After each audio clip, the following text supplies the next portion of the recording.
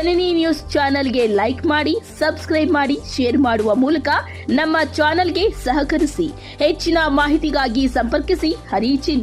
ಅದೇ ರೀತಿ ನಿಮ್ಮೆಲ್ಲರ ಸವಿನಯ ಹಳೆಯ ನೆನಪುಗಳನ್ನು ಮತ್ತೆ ಮೆಲುಕು ಹಾಕೋದು, ತಮ್ಮ ಅಮೂಲ್ಯವಾದ ಸಮಯವನ್ನು ಈ ಒಂದು ಕಾರ್ಯಕ್ರಮಕ್ಕೆ ನೀಡಿರುವುದರಿಂದ ನಿಮ್ಮೆಲ್ಲರಿಗೂ ನನ್ನ ಹೃದಯಪೂರ್ವಕ ವಂದನೆಗಳು. ಗುರು ಬ್ರಹ್ಮ, ಗುರು ವಿಷ್ಣು, ಗುರುದೇವ ಮಹೇಶ್ವರ, ಗುರು ಸಾಕ್ಷಾತ್ ಪರಬ್ರಹ್ಮ, ತಸ್ಮೈ ಶ್ರೀ ಗುರುವೇ ನಮಃ. ಗುರು ಎಂದ್ರೆ ಅಜ್ಞಾನವನ್ನು ಓಡಿಸಿ ಜ್ಞಾನವನ್ನು ತುಂಬುವವರು. ಗು ಎಂದರೆ ಒಳ್ಳೆಯ ಗುರಿ ಹಾಗೂ ಯು ಎಂದರೆ ರೂವಾರಿ ಎಂದರ್ಥ. ಅಂದರೆ ನಾವು ಒಂದು ಒಳ್ಳೆಯ ಗುರಿಯನ್ನು ತಲುಪಲು ರೂವಾರಿಯಂತೆ ನಮ್ಮನ್ನು ತಿದ್ದಿ ಹಾಗೂ ಒಳ್ಳೆಯ ಮಾರ್ಗದಲ್ಲಿ ನಡೆಯುವಂತೆ ಮಾಡುವವರೇ ಗುರುಗಳು. ಶಿಕ್ಷಕರು ನಮ್ಮ ಜೀವನದ ಶಿಲ್ಪಿಗಳು. ಅವರು ನಮ್ಮನ್ನು ಕತ್ತಲೆಯಿಂದ ಬೆಳಕಿನೆಡೆಗೆ ನಡೆಸುವ ದೀಪ ಸ್ತಂಭಗಳು. ಅವರು ಕೇವಲ ತಿಳುವಳಿಕೆಯನ್ನು ನೀಡುವುದಲ್ಲದೆ ನಮ್ಮ ಜೀವನದ ಕಷ್ಟಗಳನ್ನೆಲ್ಲ ಎದುರಿಸುವ ಶಕ್ತಿ ಮತ್ತು ಪ್ರೇರಣೆಯನ್ನು ನೀಡುತ್ತಾರೆ. ಗುರುಗಳು ನಮ್ಮ ಭವಿಷ್ಯವನ್ನು ಬೆಳಗಿಸುವ ದೀಪಗಳಾಗಿದ್ದು ನಮ್ಮ ಕಲಿಕೆಯ ದಾರಿ ದೀಪಗಳಾಗಿದ್ದಾರೆ. ಪ್ರತಿಯೊಬ್ಬ ವಿದ್ಯಾರ್ಥಿಯು ವ್ಯಕ್ತಿತ್ವವನ್ನ ಅರ್ಥ ಮಾಡಿಕೊಂಡು ಅವರ ಪ್ರತಿಭೆಯನ್ನು ಹೊರತರಿಸಿ ಕೌಶಲ್ಯವನ್ನು ತಂದಿರುತ್ತಾರೆ. ತಾಯಿ ಜೀವ ಕೊಟ್ಟರೆ ಗುರುಗಳು ಜೀವನವನ್ನು ಕೊಡುತ್ತಾರೆ. ಅಂತವರಿಗೆ ನಾವು ಯಾವಾಗಲೂ ಕೃತಜ್ಞತೆಗಳಾಗಿರುವ ಶಿಕ್ಷಕಿಯಾಗಿ ಕೆಲಸ ಮಾಡ್ತಿದ್ದೀನಿ. But present house wife, because ಮಕ್ಕಳ ಹತ್ರ ರೆಸ್ಟ್.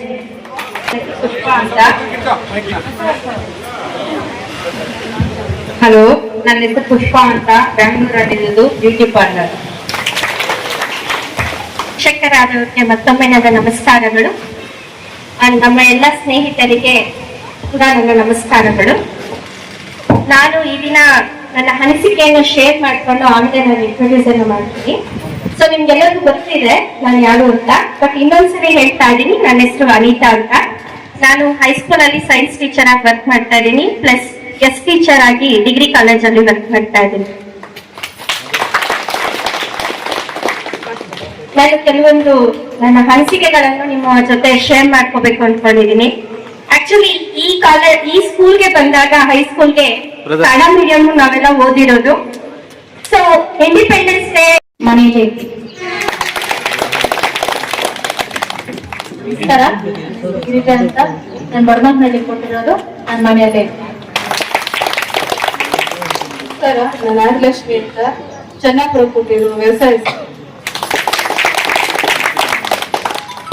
ನನ್ನ ಹೆಸರು ಚಿನ್ನ ಅಂತ, ನಾನು ಬೆಂಗಳೂರಲ್ಲಿ ಸೆಟ್ಲ್ ಆಗಿದ್ದೀನಿ, ಸ್ಕೂಲಲ್ಲಿ ವರ್ಕ್ ಮಾಡ್ತಾ ಇದ್ದೀನಿ. ಎಲ್ಲಾ ಗುರುಗಳಿಗೂ ನಮಸ್ಕಾರ. ನನ್ನ ಹೆಸರು ಸುಲೋಚನಾ, ನಾವು ತಿರುವಳ್ಳಲ್ಲಿ. ಹಲೋ ಸ್ನೇಹಿತರೆ, ನಾನು ನಾಗಮಣಿ ಅಂತ, ನಮ್ಮ ಹೋಬಳಿಯಾದಂತ ಕ್ಯಾಸಂಬಳಿಯಿಂದ ಬರ್ತಿದ್ದೀನಿ.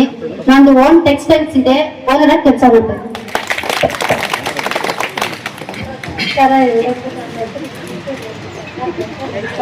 ನನ್ನ ಹೆಸರು ತುಳಸಿ, ನನ್ನ ಬಂಗಾರಪೇಟೆ, ನನ್ನ ಹೌಸ್ ವೈಫ್. ಎಲ್ಲರಿಗೂ ನಮಸ್ಕಾರ. ನನ್ನ ಹೆಸರು ರೂಪಾ, ನನ್ನ ಗೋಪೇನಲ್ಲಿ, ನಾನು ಹೌಸ್ ವೈಫ್ ಮನೆಯಲ್ಲಿ.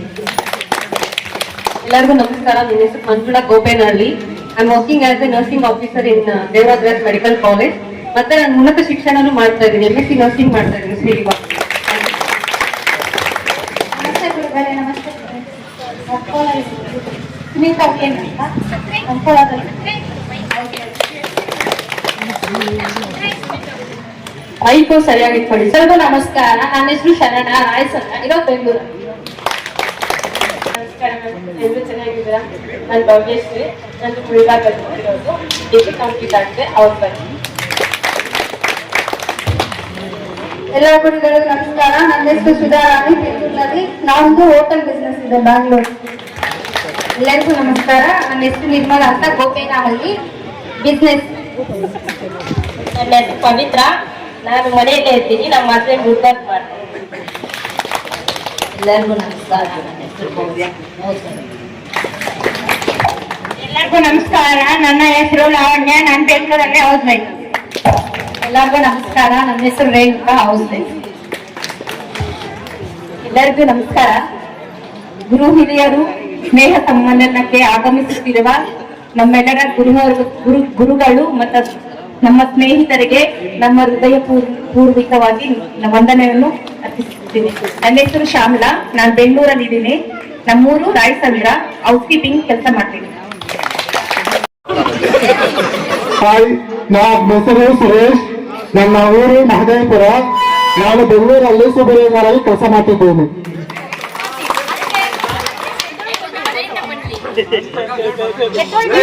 ಇಲ್ಲ, ಪ್ರತಿಯೊಬ್ರು ಹೇಳ್ಬೇಕು, ಅಲ್ಲಿವರೆಗೂ ಬಿಡೋದಿಲ್ಲ. ಹೆಸರು ಭಾರ್ಗವ್, ನಂದು ಮಹದೇವಪುರ. ನಾನು ಬೆಂಗಳೂರಲ್ಲಿ ಅಕೌಂಟೆಂಟ್ ಆಗಿ ಕೆಲಸ ಮಾಡ್ತೇನೆ. ನಮಸ್ಕಾರ ಎಲ್ಲ ಗುರುಗಳಿಗೆ. ಸರ್, ನನ್ನ ಹೆಸರು ರಾಜೇಶ್, ನಾನು ಬೆಂಗಳೂರಲ್ಲಿ ಇದ್ದೀನಿ. ಟ್ರಾನ್ಸ್ಪೋರ್ಟ್ ಎಕ್ಸಿಕ್ಯೂಟಿವ್ ಆಗಿ MNC ಕಂಪ್ನಿಯಲ್ಲಿ ವರ್ಕ್ ಮಾಡ್ತಾ ಇದ್ದೀನಿ, ಮತ್ತೆ ಓನ್ ಬಿಸ್ನೆಸ್ ಮಾಡ್ತಾ ಇದ್ದೀನಿ. ನನ್ನ ಹೆಸರು ಹನುಮಂತಪ್ಪ, ಒಂದು ರಾಮಸಾಗರ ಬಿಸ್ನೆಸ್ ಮಾಡ್ತಾ ಇದ್ದೀನಿ. ನನ್ನ ಹೆಸರು ಸುರೇಶ್, ನಾನು ಅಗ್ರಿಕಲ್ಚರ್ ಮಾಡ್ತಾ ಇದ್ದೀನಿ. ಬಿಸ್ನೆಸ್ ಮಾಡ್ತಾ ಇದ್ದೀನಿ. ನನ್ನ ಹೆಸರು ರಾಯಸಂದ್ರ, ಟೆಕ್ನಿಕಲ್ ಎಕ್ಸಿಕ್ಯೂಟಿವ್ ಕೆಲಸ ಮಾಡ್ತಿದ್ದೀನಿ ಬೆಂಗಳೂರಲ್ಲಿ. ನನ್ನ ಹೆಸರು ರಾಜಶೇಖರ್ ರೆಡ್ಡಿ, ತಲ್ಲಪ್ಪಲ್ಲಿ ಸುರಬಲದಲ್ಲಿ ಅಂಗಡಿ ಹಾಕೊಂಡಿದ್ದೀನಿ. ಹೆಸರು ಅಶೋಕ್ ರೆಡ್ಡಿ ಅಂತ, ತಲ್ಲಪ್ಪಲ್ಲಿ ಫಾರ್ಮರಿಂಗ್ ಮಾಡ್ತಾ ಇದ್ದೀನಿ ನಾನು. ನನ್ನ ಹೆಸರು ಶೇಷಾದ್ರಿ ಅಂತ, ನಾನು ಕೆಲಸ ಮಾಡ್ತಾ ಇದ್ದೀನಿ ಗಾರ್ಮೆಂಟ್ಸ್ ಅಲ್ಲಿ. ದಾಸೇನಲ್ಲಿ ಫರ್ಟಿಲೈಸರ್, ಪೆಸ್ಟಿಸೈಡ್, ಸೀಡ್ಸ್ ಬಿಸ್ನೆಸ್ ಮಾಡ್ಕೊಂಡು ಮತ್ತೆ ಅಗ್ರಿಕಲ್ಚರ್ ಮಾಡ್ತೀನಿ. ನಾನು BE ಕಂಪ್ಲೀಟ್ ಮಾಡಿದ್ದೀನಿ, ಐಟಿ ಕೆಲಸ. ನನ್ನ ಹೆಸರು ಮಂಜುನಾಥ್ ಅಂತ, ನಾನು ಟೀಚರ್ ಆಗಿ KGF ಅಲ್ಲಿ ವರ್ಕ್ ಮಾಡ್ತಾ ಇದ್ದೀನಿ. ನಾವೊಂದು ಪ್ರೈವೇಟ್ ಕಂಪ್ನಿಯಲ್ಲಿ ಎಂಪ್ಲಾಯ್ ಕೆಲಸ. ಊರು ಮೋಸಪ್ಪಲ್ಲಿ ಗಾರ್ಮೆಂಟ್ಸ್ ಮ್ಯಾನೇಜರ್ ಕೆಲಸ ಮಾಡ್ತೀನಿ. IT ಕೆಲಸ ಮಾಡ್ತಾ ಇದ್ದೀನಿ ವಾಲ್ಮಾರ್ಟ್ ಅಲ್ಲಿ ಬೆಂಗಳೂರಲ್ಲಿ.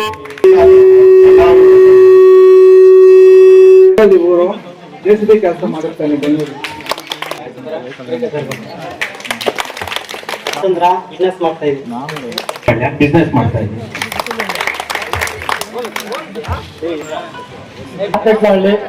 ನಾನು ಟ್ರಾನ್ಸ್ಪೋರ್ಟ್ ಡಿಪಾರ್ಟ್ಮೆಂಟ್ ಕೆಲಸ ಮಾಡ್ತೀನಿ ಬೆಂಗಳೂರಲ್ಲಿ.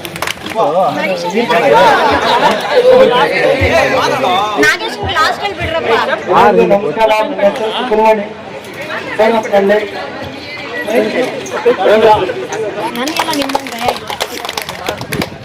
ಡಿಪಾರ್ಟ್ಮೆಂಟ್ ಅಲ್ಲಿ ಕೆಲಸ ಮಾಡ್ತಾ ಇದ್ದೀನಿ. ನಮ್ಮ ಕೆಲಸ ನಾವೇ ಮಾಡ್ಕೊತಾ ಇದ್ದೀವಿ. ನಮ್ದು ಅಗ್ರಿಕಲ್ಚರ್, ನಮ್ಮ ಕೆಲಸ ನಾವೇ ನೋಡ್ಕೊತೀವಿ. ಮಾವಿನ ತೋಪು ಎಲ್ಲ ನಮ್ದು ಇದೆ, ನಮ್ಮ ಕೆಲಸ ನಾವೇ ನೋಡ್ಕೊತೀವಿ. ಯಾವ ಇಂಜಿನಿಯರ್ ಎಲ್ಲ ಯಾವ ಇದೀವಲ್ಲ ನಮ್ಮ ಕೆಲಸ ನಾವೇ. ನಾನು ಹೌಸ್ ವೈರಿಂಗ್ ಎಲೆಕ್ಟ್ರಿಷಿಯನ್ ಅಂತ ಕೆಲಸ ಮಾಡ್ತಾ ಇದ್ದೀನಿ. ನಯಾಜ್ ಅಂತ, ನಾನು ಫ್ಯಾನ್ಸಿ ಸ್ಟೋರ್ ಇಟ್ಕೊಂಡಿದ್ದೀನಿ, ಬಿಸ್ನೆಸ್ ಮಾಡ್ತಾ ಇದ್ದೀನಿ. ಹೆಸರು ಚಾಂಪಾಷ ಅಂತ, ಸುಂದರಪಾಳ್ಯ. ನಾನು ಬಿಸ್ನೆಸ್ ಮಾಡ್ತೀನಿ. ನನ್ನ ಹೆಸರು ಸುರೇಶ್, ನಾನು ಸುಂದರಪಾಳ್ಯ, ನಾನು ಆಡಿಟ್ ಕಂಪ್ನಿಯಲ್ಲಿ ಕೆಲಸ ಮಾಡ್ತೀನಿ. ನನ್ನ ಹೆಸರು ಮುರಳಿ, ನಾನು ಕೋಲಾರಲ್ಲಿ ವ್ಯಾಪಾರ ಮಾಡ್ತೀನಿ. ನಮಸ್ಕಾರ, ನಾನು ಗೋರ್ಮೆಂಟ್ ಲೋಕೇಶ್ ಅಂತ, ವ್ಯವಸಾಯ ಮಾಡ್ತೀನಿ.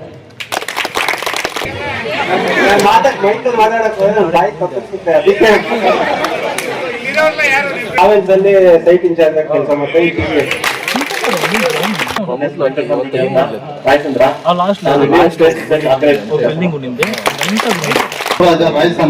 ಬೆಂಗಳೂರಲ್ಲಿ ಬಿಸ್ನೆಸ್ ಮಾಡ್ತಾ ಇದ್ದೀನಿ. ಅಜ್ಜಿ ನನ್ನ ಯಾಕೆ ಹಿಂಗ್ ಹೊಡಿತಿದ್ದಾರೆ ಅಂತ ಅನ್ಕೊಳತ್ತೆ. ಆದ್ರೆ ಆ ಉಳಿಪೆಟ್ಟು ಬಿದ್ದ ನಂತರ ಅದೊಂದು ಸುಂದರ ಮೂರ್ತಿಯಾಗಿ ರೂಪಿಸ್ಕೊಳ್ಳುತ್ತಲ್ಲ, ಅವಾಗ ಅಪ್ಪ ನನ್ನ ಏನಕ್ಕೂ ಉಪಯೋಗ ಬಾರದೇ ಇರುವಂತ ಒಂದು ಕಲ್ಲು ಅಂತ ಎತ್ತಿ ಬಿಸಾಕ್ಬಿಟ್ಟು ಇವತ್ತು ನನ್ನ ಒಂದು ಸುಂದರ ಮೂರ್ತಿಯಾಗಿ ಶಿಲ್ಪಿಯಾಗಿ ಕೆತ್ತನೆ ಮಾಡಿದಾರೆ ಅಂತ ಹೇಳ್ಬಿಟ್ಟು ಹೇಗೆ ತಾನು ಸಂತೋಷ ಪಡುತ್ತೋ, ಅದೇ ರೀತಿಯಾಗಿ ಇಲ್ಲಿ ಕೆಲವೊಂದು ಅನಿಸಿಕೆಗಳನ್ನ ನಾನು ಲೇನ್ಲಿಕ್ಕೆ ಮತ್ತೊಮ್ಮೆ ಹೇಳ್ತಾ ಇದ್ದೀನಿ. ಏನಪ್ಪಾ ಅಂದ್ರೆ, ನಾನು ಅಷ್ಟೇ, ನನ್ಗೆ ಮ್ಯಾಥ್ಸ್ ಅಂದ್ರೆ ತುಂಬಾ ಭಯ ಇತ್ತು ಸರ್. ಎಷ್ಟು ಭಯ ಅಂದ್ರೆ ಅಪ್ಪ ಅದು ನಿಜವಾಗ್ಲೂ SLC ಪಾಸ್ ಆಗ್ತೀನೇನೋ ಅನಿಸ್ಬಿಡ್ತಿತ್ತು. ಜೊತೆಗೆ ಅದು ಆಗ್ಲಿಲ್ಲ. ಯಾಕಂದ್ರೆ ನಮ್ಮ ಗುರುಗಳ ಒಂದು ಪ್ರೇರಣೆ ಏನಾದ್ರು ಅರ್ಥ ಆಗ್ಲಿಲ್ಲ ಅಂದ್ರೂ ಸಹ ನಾನು ಕ್ಲಾಸಲ್ಲಿ ಕೇಳ್ತಾ ಇರ್ಲಿಲ್ಲ. ಬಹುಶಃ ಇವತ್ತು ಈ ವೇದಿಕೆ ಮೇಲೆ ಮಾತಾಡ್ತಾ ಇದ್ದಷ್ಟು ಧೈರ್ಯ ಅವತ್ತು ಇಲ್ಲ ಗುರುಗಳ ಹತ್ರ. ಸೊ ಹೋಗಿ ಸಪರೇಟ್ ಆಗಿ ಸರ್ ನನ್ಗಿದು ಅರ್ಥ ಆಗ್ಲಿಲ್ಲ ಸರ್ ಅಂದ್ರೆ ಮತ್ತೆ ಸಹ ಅವರು ಯಾವುದೇ ರೀತಿಯಾದಂತ ಒಂದು ಮುಖದಲ್ಲಿ ಕೋಪ ಅಂತಕ್ಕಂಥದ್ದು ಅಂದ್ರೆ ಸಪರೇಟ್ ಆಗಿ ಕೇಳ್ದಾಗ ಇರ್ತಾ ಇಲ್ಲ. ಕ್ಲಾಸ್ ಅಲ್ಲಿ ನಾವೇನಾದ್ರು ಮಾಡ್ಲಿಲ್ಲ ಅಂದ್ರೆ ಕೋಪಿಸ್ಕೊಂತ ಇದ್ರು. ಎಷ್ಟು ಸರಿ ಹೇಳಿದ್ರು ಇವ್ರಿಗೆ ಅರ್ಥ ಆಗಲ್ಲ ಅದೇನ್ ರಿಸಲ್ಟ್ ತಂದ್ಕೊಡ್ತೀರೋ ಅಂತ ಹೇಳ್ಬಿಟ್ಟು ಅವ್ರ ಭಯ ಇರ್ತಾ ಇತ್ತು. ಆ ಭಯದಿಂದ ಬರುವಂತ ಒಂದು ಪ್ರೀತಿ ಯಾವತ್ತೂ ಮರೆಯೋಗೋದಿಲ್ಲ. ಸೊ ಹಾಗಾಗಿ ನನ್ಗೆ ಮ್ಯಾಥ್ಸ್ ಅಂತಕ್ಕಂಥದ್ದು ಅವಾಗ ಭಯ ಹೋಯ್ತು. ಅದೇ ಒಂದು ಭಯ ಇಲ್ಲ ಅಂತಾನೆ ನಾನು 10th ಪಾಸ್ ಮಾಡ್ಕೊಂಡ್ವಿ, PU ಆಯ್ತು, ಡಿಗ್ರಿನೂ ಆಯ್ತು. PG ಮಾಡ್ಬೇಕಾದ್ರೆ ಮತ್ತೆ ಎಕನಾಮಿಕ್ಸ್, ಅಲ್ಲಿ ಮತ್ತೆ ಮ್ಯಾಥ್ಸ್. ಈಗ ನಮ್ಮ ಅನಿತಾ ಹೇಳಿದ್ರು ಮತ್ತೆ ಇಂಗ್ಲಿಷು ಅಂತ ಹೇಳ್ಬಿಟ್ಟು ಅಲ್ಲಿ ಹೋದ್ವಿ. ಸ್ಟಾರ್ಟಿಂಗ್ ಅಲ್ಲಿ ಕನ್ನಡ ಮೀಡಿಯಂ ಮತ್ತೆ ಇಂಗ್ಲಿಷ್ ಮೀಡಿಯಂ ಅಂತ 2 ಆಪ್ಷನ್ಸ್ ಕೊಟ್ರು. English medium ತಗೊಂಡ್ಬಿಟ್ವಿ. ಮ್ಯಾಮ್ ನಿಜವಾಗ್ಲು ಆ PG ಇಂಗ್ಲಿಷ್ ಮೀಡಿಯಂ ಅಲ್ಲಿ ಮಾಡ್ಬೇಕಾದ್ರೆ ಸುಮಾರು ಜಸ್ಟ್ ಪಾಸ್ ಆದ್ರೆ ಸಾಕು ಅಂತ ಅನ್ಕೊಂಡಿದ್ದೆ. ಎದೆಯ ಬೀರೆಯ ಭಾವದೀಟಿ ಓ ನನ್ನ ಚೇತನ ಆಗು ನಿಯನಿಕೇತನ ಓ ನನ್ನ ಚೇತನ ನೂರು ಮತದ ಹೊಟ್ಟ ತೂರಿ ಎಲ್ಲ ತತ್ವದಲ್ಲೇ ಮೀರಿ ನಿರ್ದಿಗಂತವಾಗಿಯೇರಿ ಓ ನನ್ನ ಚೇತನ ಆಗು ನಿಯನಿಕೇತನ ಓ ನನ್ನ ಚೇತನ ಎಲ್ಲಿಯೂ ನಿಲ್ಲದಿರು ಮನೆಯನೆಂದು ಕಟ್ಟದಿರು ಕೊನೆಯನೆಂದು ಮುಟ್ಟದಿರು ಓ ಅನಂತವಾಗಿರು ಓ ನನ್ನ ಚೇತನ ಆಗು ನಿಯನಿಕೇತನ ಓ ನನ್ನ ಚೇತನ ಅನಂತತಾನಂತವಾಗಿ ಆಗುತ್ತಿಹನಿ ನಿತ್ಯ ಯೋಗಿ ಅನಂತ ನೀ ಅನಂತವಾಗು ಹಾಗು ಹಾಗು ಹಾಗು ಹಾಗು ಓ ನನ್ನ ಚೇತನ ಆಗು ನಿಯನಿಕೇತನ ಓ ನನ್ನ ಚೇತನ. ಧನ್ಯವಾದ. ಒಬ್ಬ ವಿಜ್ಞಾನ ಶಿಕ್ಷಕರಿಗೆ ಹಸುವಾಗಿದೆ ಅಂತ ಸೂಚಿಸುತ್ತೆ ಅಲ್ವಾ? ಏನೇ ಮತ್ತೆ ನೀವು ನನಗೆ ಸಿಗೋದು ಸ್ವಲ್ಪ ಕಷ್ಟ ಆಗುತ್ತೆ. ಏನಾಯ್ತಪ್ಪ ಅಂತಂದ್ರೆ 2004ರಲ್ಲಿ ನಾನು ಆಕಸ್ಮಿಕವಾಗಿ ಸುಂದರಪಾಳ್ಯಕ್ಕೆ ಬಂದಿರೋದು. ಯಾಕೆಂತಂದ್ರೆ ನಾನು ತಗೊಂಡಿದ್ದು ಫಸ್ಟ್ ಪ್ಲೇಸ್ ಕಾನ್ಸಂಟ್ರು. ಅಲ್ಲಿ ಯಾರೋ ಒಬ್ರು ನನಗಿನ್ನ ಮುಂದೆ ಬಂದು ಯಾರೊಬ್ಬ ಗುಲ್ಬರ್ಗ ನಮ್ಮಂಗೆ ಟೀಚರ್ ತಗೊಂಡ್ಬಿಟ್ಟಿದ್ದಾರೆ. ನಾನು ಹೋಗಿ ಜಾಯ್ನ್ ಆಗ ಸರ್ ನಾನೇನ್ ಬಿಡು ಒಂದೇ ಸಲ ಜೂನಲ್ಲಿ ಹೋಗಿ ಜಾಯ್ನ್ ಆಗೋಣ ಅನ್ಬೇಕು. ನಮ್ಮಲ್ಲಿ ಇಷ್ಟು ಬಿಡಿ ನೆನ್ಪಿಟ್ಟು ನಿಧಾನ ಜೂನ್ ಲೈಫ್ ಲಾಂಗ್ ಉಳ್ಳೋದು ಪಂಚಾಯತ್ ಅಲ್ಲಿ ಆದ್ರೆ ಇಲ್ಲ ನಾನು ಹೋಗ್ಬೇಕು ಅಂತ ಅಂದ್ಬಿಟ್ಟು ಮಾರ್ಚಲ್ಲಿ ಹೋದ್ರೆ ಅಲ್ಲಿ ಒಬ್ರು ಬೇರೆ ಶ್ರೀನಾಥ ಶ್ರೀಕಾಂತ್ ಅಂತ ಯಾರೋ ಬಂದು ಸೇರ್ಕೊಂಡ್ಬಿಟ್ಟು ಆಮೇಲೆ ಹೋದೆ ಅದೇ ಆರ್ಡರ್ ತಗೊಂಡು ಇದೇನಪ್ಪ ಅಂತ ಅಂದ್ಬಿಟ್ಟು ಹೋದೆ. ಅಲ್ಲಿ ಹೋದ್ರೆ DDT ಆಫೀಸಲ್ಲಿ ಅಶೋಕ್ ಸರ್ ಅಂತಿದ್ರು. ಅವ್ರನ್ನ ಇವತ್ತು ನೆನ್ಸ್ಬೇಕು ನಾನು. ಅಶೋಕ್ ಸರ್ ಅಂತ ಕನ್ನಡ ಸಬ್ಜೆಕ್ಟ್ ಇನ್ಸ್ಪೆಕ್ಟರ್. ಒಂದು 4-5 ಪ್ಲೇಸ್ ಕೊಡ್ಸಿದ್ರು. ಸರ್ ಇದ್ರಲ್ಲಿ ನನಗೇನು ಗೊತ್ತು, ನನಗೆ ನಾವು ದೊಡ್ಡವರು, ನಾವು ಅವಾಗಷ್ಟು ಅಪಾಯಿಂಟ್ ನಮ್ಗೇನು ಅಷ್ಟು ಗೊತ್ತಿಲ್ಲ. ಅದು ನೀವೇನಾದ್ರು ಅನ್ಕೊಳ್ಳಿ, ನಮ್ಮ ಜಿಲ್ಲೆಯಲ್ಲಿ ಜಾಸ್ತಿ ನಾವು ರೆಸ್ಪೆಕ್ಟ್ ಕೊಟ್ಟು ಮಾತಾಡೋದಿಲ್ಲ. ನಾವೊಂದು ಬಹಳ ಆತ್ಮೀಯವಾಗಿರ್ತೀವಿ ಅಂತ ಅಂದ್ಬಿಡ್ತೀನಿ. ಆ ಕಡೆ ಹೋಗೋದು ಆ ಕಡೆ ಎಲ್ಲರಿಗೂ ರೀ ಅಂತ ಮಾತಾಡ್ತಾ ನಾವು ಯಾರಿಗೂ ರೀ ಅನ್ನೋದು ಬಹಳ ಹೋಗೋ ಅಂತ ಸಾಮಾನ್ಯ ಅಲ್ವಾ? ಹಂಗಾಗಿ ನಾನು ಸ್ವಲ್ಪ ಅವ್ರು ಡಿಫ್ರೆಂಟ್ ಆಗಿ ನೋಡ್ತಾರೆ. ಅವಾಗ ನಾನೇನ್ ಹೇಳ್ತೇನೆ, ನಮ್ಮ ಕೋಲಾರ ಜಿಲ್ಲೆ ಆತ್ಮೀಯತೆ ಜಾಸ್ತಿ, ಅದಕ್ಕೆ ನಾವು ಅಷ್ಟೊಂದು ಗೌರವ ಕೊಡಲ್ಲ ಅಂತ ಅಂತೀವಿ. ಯಾವಾಗ ನಾವು ಬಹಳ ರೆಸ್ಪೆಕ್ಟ್ ಕೊಟ್ಬಿಟ್ರೆ ಗೌರವ ಪ್ರೀತಿ ಕಮ್ಮಿ ಆಗೋಗುತ್ತೆ ಅಂತ ನನ್ನ ಭಾವನೆ. ಆಯ್ತು, ಇಷ್ಟು ಪ್ಲೇಸಸ್ 4-5 ಪ್ಲೇಸ್ ಅದರಲ್ಲಿ ಇದಿತ್ತು. ಬಾಲ್ಮಾನ್ರೆ ಇನ್ನೂ ಒಂದು 3-4 ಅದ್ರ ಸುಂದರಪಾಳ್ಯ ಆಯ್ತು. ಇದನ್ನು ತಗೊಳ್ಳೋಣ ಅನ್ಕೊಂಡು ಬಂದು ಸರಿ ಆಯ್ತು ಸರ್ ಯಾವ್ದೋ ಒಂದು ಸಿಕ್ಕಿದ್ದೆ ಅನ್ಕೊಂಡು ಹತ್ಕೊಂಡು ಬಂದ. ಆಕ್ಚುಲಿ ನಾವು ಹೊರಗೆ ನೋಡ್ತಾ ಕಾಮಸಮುದ್ರ ತರ ಇಲ್ಲಿ ಇದ್ದಿಲ್ಲ, ಖಾಲಿಯಾಗಿತ್ತು. ಇದೇನಪ್ಪ ಎಂತ ಕಡೆ ಬಂದ್ಬಿಟ್ಟು ಅನ್ಕೊಂಡು ಹತ್ಕೊಂಡು ಬಂದಾಗ ನಮ್ಮ ಮನೋರಾಜ್ ಸರ್ ಇದ್ರು, ಎಬರಾಜ್ ಸರ್ ಇದ್ರು, GS ಸರ್ ಇದ್ರು, ಮತ್ತೆ ಸರ್ ಇದ್ರು, HED ಸರ್ ಇದ್ರು. ಆಮೇಲೆ ಏನಿಲ್ಲ ಸರ್ ಜಾಯ್ನ್ ಆಗೋದು ಬಂದಿದ್ದೀವಿ ಅಂತ. ಆಯ್ತಮ್ಮ ಆಯ್ತು ಹೋಗಿ ಜಾಯ್ನ್ ಆಗ್ರಿ ಅಂತಂದ್ರೆ ಹಂಗೆ ನನ್ನ ಒಂದು ವೃತ್ತಿಯ ಜೀವನ ಇಲ್ಲಿ ಶುರುವಾಗಿತ್ತು. ಮತ್ತೆ ಸಾಕಕ್ಕೆ ನನಗೆ ಇಲ್ಲಿ ಎಲ್ಲರೂ ಯಾರೇ ಕೂತಿರ್ಲಿ, ಮುಂದೆ ಯಾರೇ ಕೂತಿರ್ಲಿ ಸ್ಟೇಜ್ ಮೇಲೆ, ಇದು ನನಗೆ ವಿಶೇಷವಾಗಿರುವಂತ ವೇದಿಕೆ, ವಿಶೇಷವಾಗಿರುವಂತದೇ ಆಗತ್ತೆ. ಇಲ್ಲಿ ನಾನು ಎಷ್ಟು ಭಾಷಣಗಳು ಮಾಡಿದ್ದೇನೆ. ಯಾಕಂತಂದ್ರೆ ನಾನೆಲ್ಲ ನಮ್ಮ ಎಜುಕೇಶನ್ ಎಲ್ಲ ಇಲ್ಲ ಬೆನ್ನಲ್ಲೇ ಮಾಡ್ತಿದ್ದೆ. ಮತ್ತೆ ಆಗ ಅಪಾಯಿಂಟ್ಮೆಂಟು ಆಯ್ತು ಇಲ್ಲೇ ತಗೊಂಡ್ಬಿಟ್ಟೆ. ಸಾಕಕ್ಕೆ ಮೇಲೆ ನಮ್ಮ ತವ್ರ ಮನೆ ಆಗುತ್ತೆ. ಯಾಕಂತಂದ್ರೆ ನಮ್ಮ ತಾಯಿ ಮನೆ ಬಂದ್ಬಿಟ್ಟು ಬೆನ್ನಲ್ ಆಗುತ್ತೆ. ಅಲ್ಲಿ ನೀವು ಇಲ್ಲಿ ಕರ್ಕೊಂಡು ನನ್ನ ಊರಿಗೆ ಬಂದಂಗೆ ಆಗುತ್ತೆ, ಇದು ನನ್ನ ಊರೇ ಅನ್ಸ್ಬಿಡುತ್ತೆ. ಅದು ಹೆಚ್ಚಾಗಿ ಸ್ವಲ್ಪ ವಿಶೇಷತೆ, ಹೆಚ್ಚಾಗಿ ಸ್ವಲ್ಪ ಪ್ರೀತಿ, ಹೆಚ್ಚಾಗಿ ಸ್ವಲ್ಪ ಅಭಿಮಾನ, ಅದು ಒಂದು. ಮತ್ತೆ ನನ್ನ ಬಗ್ಗೆ ಹೇಳೋದಂತಂದ್ರೆ ಇವ್ರು ಹೆಂಗ್ ಮಾಡ್ತಾವ ನೋಡ್ಬೇಕು ಅನ್ನೋದು ಬಹಳ ಇತ್ತು. ಯಾಕಂದ್ರೆ ಆ ಕಡೆ ನೋಡ್ಬಿಟ್ಟಿದ್ ನಾವು ಒಂದು 2-3 ಫಂಕ್ಷನ್ ನೋಡಿದೀನಿ ಆ ಕಡೆ. ಇಲ್ಲಿ ನನ್ನ ವಿದ್ಯಾರ್ಥಿಗಳು ಏನೇ ಆಗ್ಲಿ, ಅವ್ರು ಎಷ್ಟೇ ಚೆನ್ನಾಗಿ ಮಾಡ್ಲಿ, ಹೆಂಗೆ ಮಾಡ್ಲಿ, ಆದ್ರೂ ಇಲ್ಲಿ ಜಾಸ್ತಿ. ಯಾಕಂದ್ರೆ ಇದೇನಾಗ್ಲಿ ನಮ್ಮೂರಾಗುತ್ತೆ ಅಲ್ಲ, ನಮ್ಮೂರು, ನಾವು ಬೆಳೆದಿರೋ ಊರು, ಅದು ಹೆಂಗಿದ್ರೇನು ಅಲ್ಲಿ ನಮ್ಮ ಸ್ಟೂಡೆಂಟ್ಸ್ ಹೆಂಗಿದ್ರೇನು ಅವ್ರಿಗಿಂತ 1 ಪಟ್ಟು ಜಾಸ್ತಿ ನೋಡಿ. ಆದ್ರಿಂದ ಮತ್ತೆ ನೀವೆಲ್ಲ ಬಹಳ ಸಂತೋಷ ಪಡ್ಕೊಳ್ತೀರಿ, ನೀವು ಇಂಟ್ರೊಡ್ಯೂಸ್ ಮಾಡ್ತಾ ಹೋಗ್ತಾರೆ. ಯಾವತ್ತೇ ಆಗಿ ನಾವು ಏನೇ ಪ್ರೊಫೆಷನ್ ಇರ್ಲಿ, ಏನೇ ಮಾಡ್ತೀವಿ, ಯಾಕಂದ್ರೆ ಎಲ್ಲಾರು ಇಂಜಿನಿಯರ್ ಆಗೋಕ್ಕಾಗಲ್ಲ, ಎಲ್ಲಾರು ಶಿಕ್ಷಕರಾಗಕ್ಕಾಗಲ್ಲ, ಎಲ್ಲ ಡಾಕ್ಟರ್ಸ್ ಆಗೋಕ್ಕಾಗಲ್ಲ. ಗೊತ್ತಾಗ್ತಾ ಇದೆ. ಮತ್ತೆ ಒಂದ್ಸಲ ಏನಾಯ್ತಪ್ಪ ಅಂತಂದ್ರೆ ಒಂದೇ ಹಂಚ್ಕೊಳ್ತೀನಿ, ಕಾರಲ್ಲಿ ಎಲ್ಲರೂ ಹೋಗ್ತಿದ್ವಿ. ಅದ್ರಲ್ಲಿ ಲೆಕ್ಚರರ್ಸ್ ಇದ್ರು, ಪ್ರೊಫೆಸರ್ಸ್ ಇದ್ರು, ಡಾಕ್ಟರ್ಸ್ ಇದ್ರು, ಇಂಜಿನಿಯರ್ ಇದ್ರು. ಸ್ವಲ್ಪ ಇರೋದ್ರಲ್ಲಿ ಅತಿ ಕಾಳಮಟ್ಟ ಅಂದ್ರೆ ಬಡಮೇಶ್ ನಾನಿದ್ದೆ, ಅಂದ್ರೆ ಇಂಡಿಯನ್ ಟೀಚರ್. ಅವರೆಲ್ಲ ಹೇಳ್ತಾರೆ ನನ್ನ ಪ್ರೊಫೆಷನ್ ಗ್ರೇಟು, ನಾವಿದ್ರೆ ಹಂಗೆ ಹಿಂಗೆ ಅಂತ. ಈಗ ನಾವು ಏನೋ ಒಂದು ಡೈಲಾಗ್ ಹೊಡೆದು ನಾನು ಉಳಿಸ್ಕೋಬೇಕು. ನಿಮ್ಮನ್ನ ಎಲ್ಲಾನು ಮಾಡಿರೋದು ನಾವೇ. ಸಾಧಕ್ಕೆ ನಾನು ಎದ್ದು ನಿಂತ್ಕೊಂಡ್ರೆ ಅವ್ರು ಯಾವ ಪ್ರೊಫೆಷನ್ ಎಲ್ಲ ಇರಲಿ, ಎದ್ದು ನಿಂತ್ಕೊಂಡು ನನಗೆ ಮಾತ್ರ ಚೇರ್ ಕೊಡೋದು, ನಿಮ್ಗೆ ಯಾಕೋ ಚೇರ್ ಬಿಟ್ಕೊಡಲ್ಲ ಅಂತ. ಸೊ ಅಲ್ಲಿ ನೆರೆದಿರೋರೆಲ್ಲ ಸುಮ್ಮನೆ ಆದ್ರು. ಇದು ಒಂದು ನೆನಪು. ಯಾಕಂತಂದ್ರೆ ನೀವು ಹಿಂಗೆ ನಮ್ಮನ್ನ ವೇದಿಕೆ ಮೇಲೆ ಕೂರಿಸಿ, ನೀವು ನಮ್ಮ ಮುಂದೆ ವಿದ್ಯಾರ್ಥಿಗಳ, ಅದೇ ಸೇಮ್ ವಿದ್ಯಾರ್ಥಿಗಳ ಲಕ್ಷಣ, ನೀವು ಎಷ್ಟೇ ದೊಡ್ಡವರಾಗಿರ್ಬೋದು, ನೀವು ಫ್ಯಾಮಿಲಿ ಲೈಫ್ ಎಲ್ಲ ನೋಡಿರ್ಬೋದು, ಆದ್ರೆ ನೀವು ಸೇಮ್ ವಿದ್ಯಾರ್ಥಿಗಳ ಒಂದು ಫೀಲ್ ಬರಂಗ್ ಮಾಡಿದ್ರಿ ನಿಮಗೆ. ನೀವು ನೀನ್ ಎದ್ದಾಳು ಅಂತ. ಯಾಕಂತ ನೀವು ಕನ್ನಡ ಮಾಸ್ಟರ್ ಇದ್ದಾರೆ, ಸ್ವಲ್ಪ ತೆಲುಗಾಗಿ ಮಾತಾಡೋ ಸ್ವಲ್ಪ ಭಯ ಪಡ್ಬೇಕು ನಾವೀಗ. ನೀನ್ ಎದ್ದಾಳು ಅಂತ ಹೇಳಿದಾಗ ಇವ್ರಿಗೆ ಯಾಕೆ ಇಷ್ಟು ಹಿಂಜರಿತಾ ಇದ್ದಾರೆ? ನೀವು ಹೆಂಗೆ ಇರ್ಲಿ, ಏನೇ ಕೆಲಸ ಮಾಡ್ತೀರಿ, ನೀವು ನನ್ನ ಪ್ರೀತಿಯ ವಿದ್ಯಾರ್ಥಿಗಳೇ. ನಮ್ಮ ಎಲ್ಲಾ ವಿದ್ಯಾರ್ಥಿಗಳು ನಮ್ಮ ಮಕ್ಕಳಿದ್ದಾರೆ. ಹಂಗೆ ಒಂದು ಶಿಕ್ಷಕ, ಆ ಮಾತಿಗೆ ನಾನೇ ಅಲ್ಲ, ಎಲ್ಲ ನಮ್ಮ ಇಡೀ ಶಿಕ್ಷಕ ವೃಂದ ಎಲ್ಲೇ ಕೆಲಸ ಮಾಡ್ತೀವಿ, ಆ ಒಂದು ಭಾವನೆ ಇದ್ದೇ ಇರುತ್ತದೆ. ಈ ರೀತಿ ಕರೆದು ಬಹಳ ಖುಷಿ ಆಯ್ತು.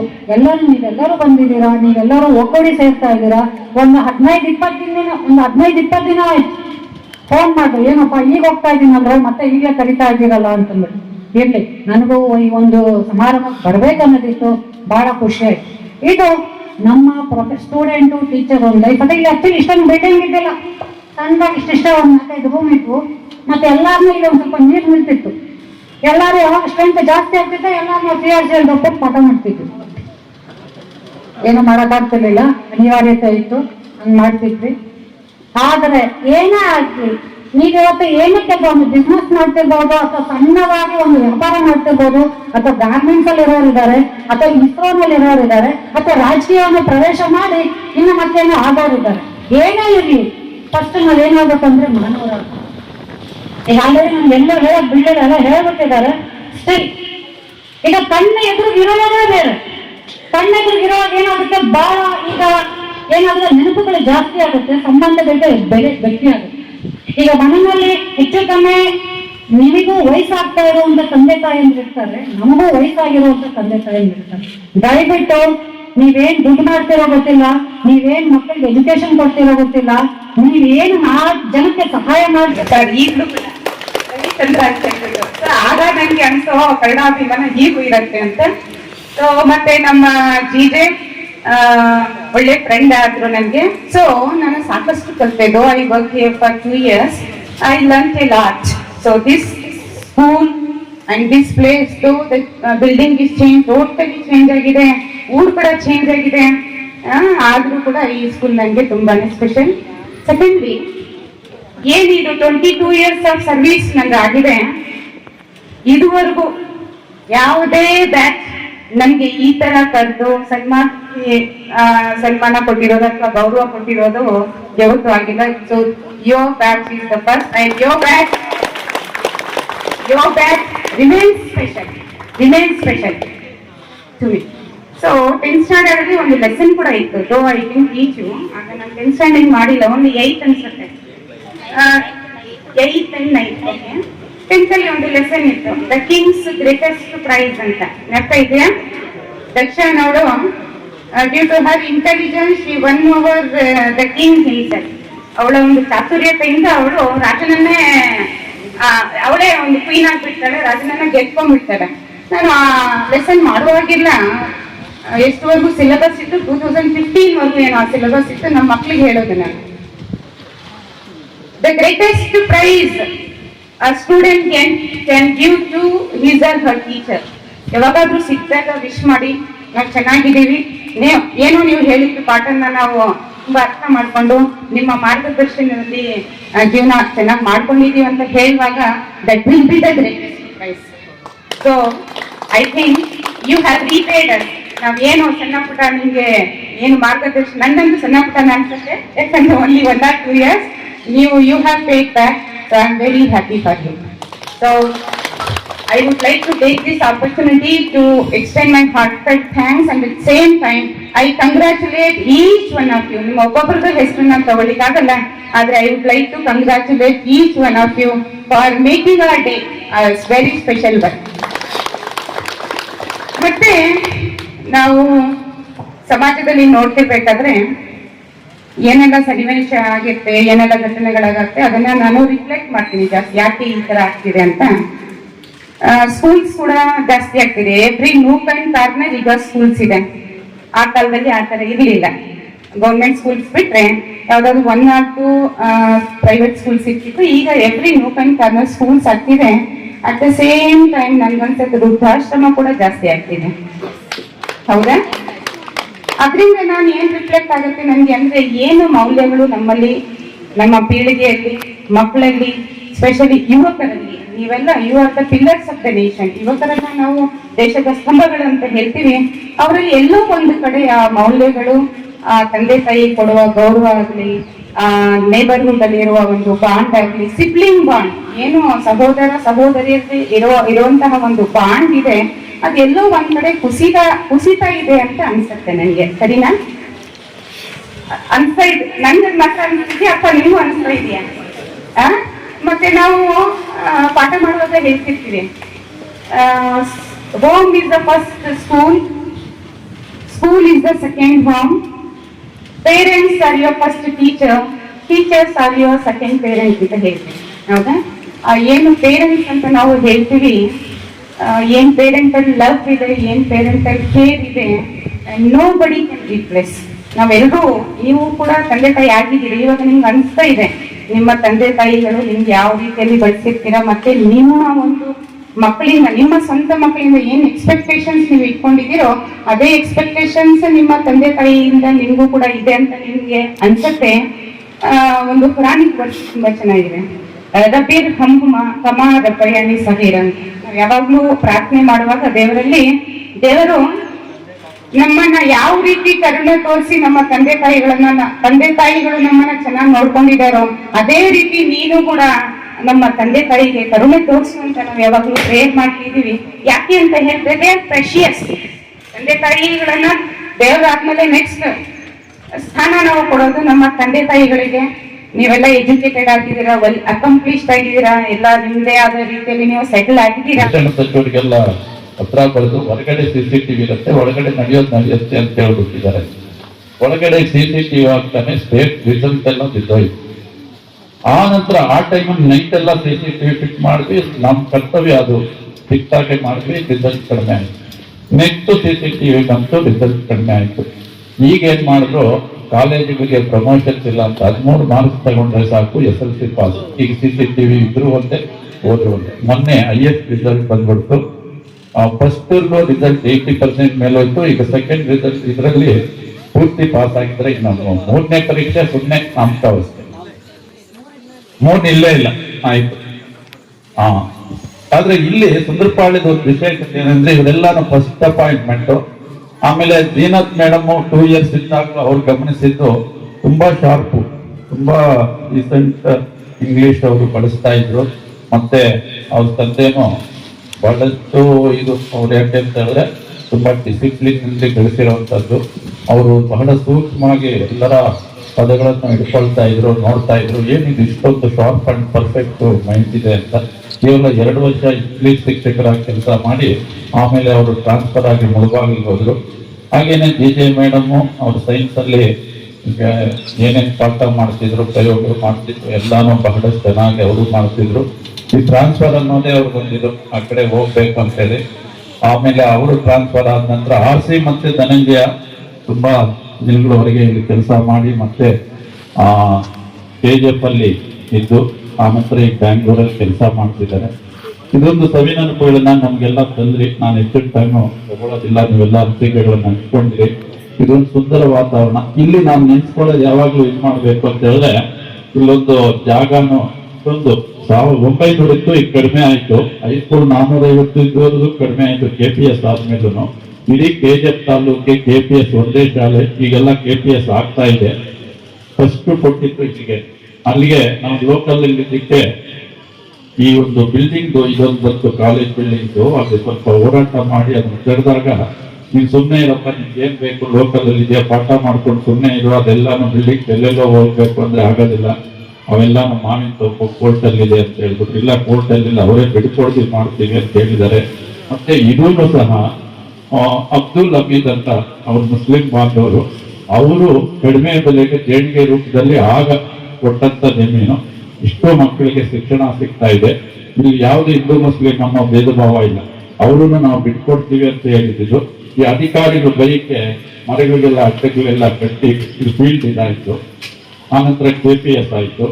ಮತ್ತೆ ನಮ್ಮ ಮಾಧ್ಯಮ ಮಿತ್ರರು ಇವರಂತೂ ಫಸ್ಟ್ ಇಂದ ಆ ಫೀಲ್ಡ್ಗೆ ಇದಾಗ್ಲಿ, ಮತ್ತೆ ಗಣೇಶನ್ ಗುಡಿಗಾಗ್ಲಿ, ಮತ್ತೆ ನಮ್ಮ ಎಲ್ಲಾ ವಿದ್ಯಾರ್ಥಿಗಳ ಇದಕ್ಕೂ ಅವ್ರಿಗೆ ನೀವೆಲ್ಲಾನು ಥ್ಯಾಂಕ್ಸ್ ಹೇಳಬೇಕು.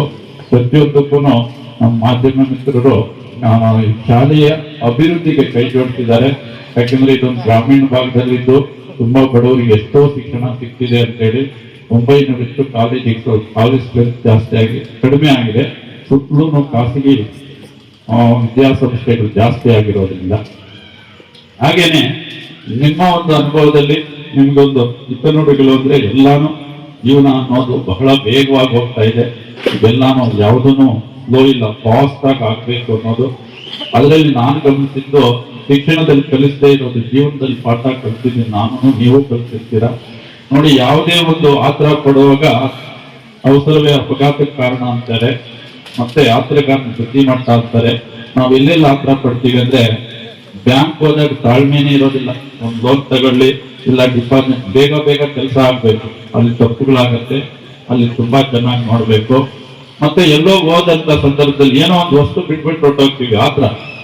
ಆಮೇಲೆ ಅಯ್ಯೋ ಮೊಬೈಲ್ ಬಿಟ್ಬಿಟ್ನೆ, ಬ್ಯಾಗ್ ಬಿಟ್ಬಿಟ್ನೆ, ಎಲ್ಲಿ ಹೋದಾಗ ಏನ್ ಬಿಟ್ಟಿದ್ದೀನಿ ಅಂತ ನೋಡ್ಕೊಳ್ಳೋದು ಉತ್ತಮ. ಮತ್ತೆ ನಮ್ಮ ಜೀವನದಲ್ಲಿ ನಾನು ಕಲ್ತಿರೋ ಪಾಠ ಶಾಲೆಗಳಲ್ಲೂ ಕಲಿಸೋದಿಲ್ಲ. ಯಾಕೆ ಅಂತ, ಏನೇ ಕೆಲಸಗಳು ಮಾಡ್ಕೋಬೇಕಂದ್ರೂ ಆಸ್ತಿ ದಾಖಲೆಗಳು, ಈಗೆಲ್ಲ ಆಸ್ತಿ ಬೆಲೆ ಬಹಳಷ್ಟು ಬೆಳೆದೋಗಿದೆ. ನೀವೆಲ್ಲ ರೈತ ಕುಟುಂಬದಿಂದ ಬಂದಿದ್ದೀರಾ. ಸುಮಾರು ಕರ್ನಾಟಕದಲ್ಲಿ 10 ಲಕ್ಷ ಕೇಸುಗಳು ರೆವಿನ್ಯೂ ಇದರಿಂದ ತಪ್ಪುಗಳು.